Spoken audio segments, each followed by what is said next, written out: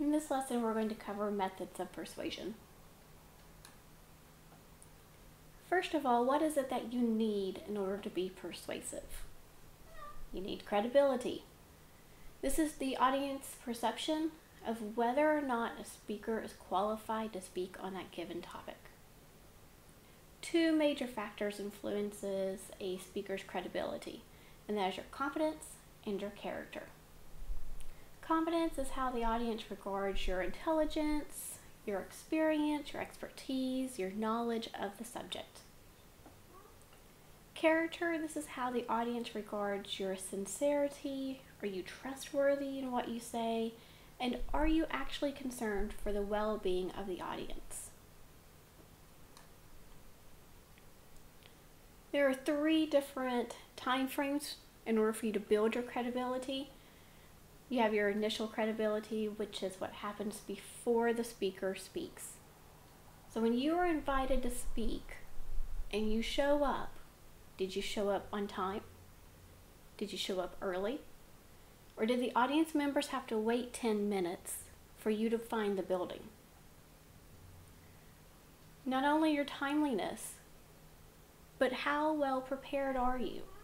Are you dropping notes all over the floor? Did you come in wearing sweatpants and your hair's in a bun and you're still wearing last night's makeup? Okay. The way that you look, are you polished? Are you speaking professionally? These are all things that audience members are looking at to determine whether or not they feel that you're credible in being a professional speaker. The next stage is that they are studying your credibility by the way that you're speaking and what it is that you're saying during your speech. So your language is being studied. The way that you move across the stage. Are you nervous? These things are all affecting the audience's viewpoint of you as a speaker. And then afterwards, if during your speech you say that you're going to stay after the event and answer questions, but yet you only stay for 5 minutes and then you take off, your credibility has been destroyed. So if you say you're going to stay after the meeting, be sure that you stay throughout the complete ending. You need to be one of the last individuals to leave that room. Ways that you can enhance your credibility. There are some things that audience members just are not going to know unless you tell them. First of all, you can explain to them why it is that you are the individual that needs to bring this topic to their attention. Did you research it all week? Is this your job? Did something happen to you previously and now you have firsthand experience or knowledge in that field? Tell the audience why it is that you are the right person to deliver this message.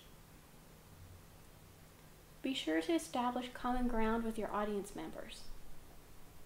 Show them that you care. Share in their values, their attitudes, and their experiences. This is really important to do at the beginning of your speech, when your audience members are still hesitant about whether or not they're going to give you their attention. Be sure that when you deliver your speech, you do it fluently, use expression, and make sure that you are really convicted in what it is that you are saying. But also be sincere and be honest. Don't be fake. Your audience members will be able to see through that. We've spoken before about what evidence is. It's the supporting materials used to prove or disprove something. Be sure that when you use evidence, you use something from a third party, an independent organization. Make sure too that you're not stating it as your opinion, but rather where it is that you found the information in order to base your opinion off of it. Predict what your listeners will use as reasons not to listen, and then offer proof to disagree with them.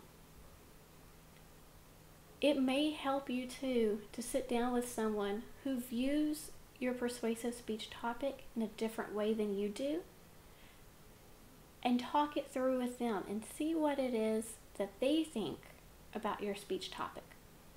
Because if you know how your opponents will think, then you know how to change their mind.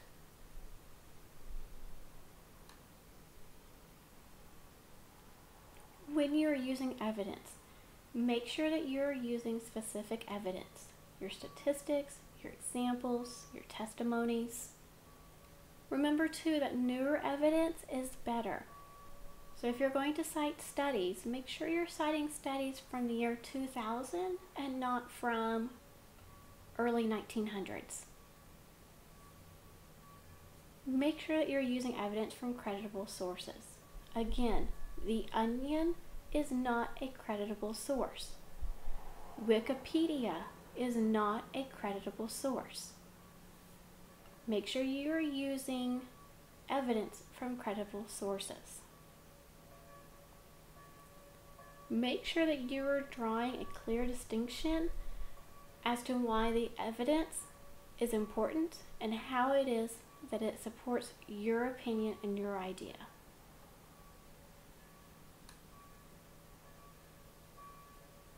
Appealing to emotions.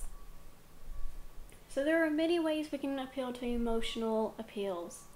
And I'm sure too, if you watch the debates this year, there will be a lot of emotions on the stage.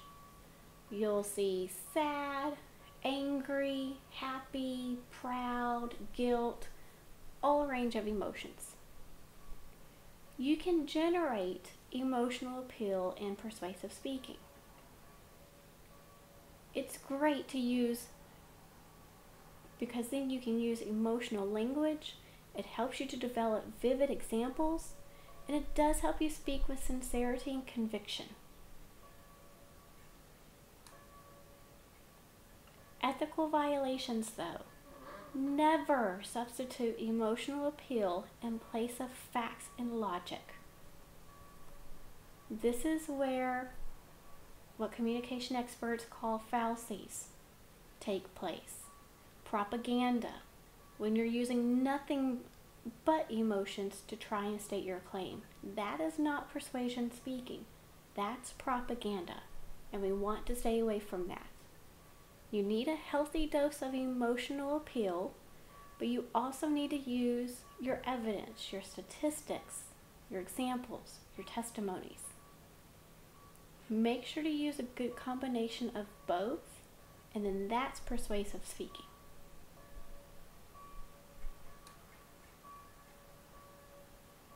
So many times when you inform, you've been told the format, tell them what you're going to tell them, then tell them what you told them. Persuasion speaking follows the same line of thought, which is tell your audience the problem. Tell them what your solution is, and then tell them with the evidence why your argument is more valid than someone else's. That wraps our methods of persuasion lesson, and I look forward to hearing your persuasive speeches this week.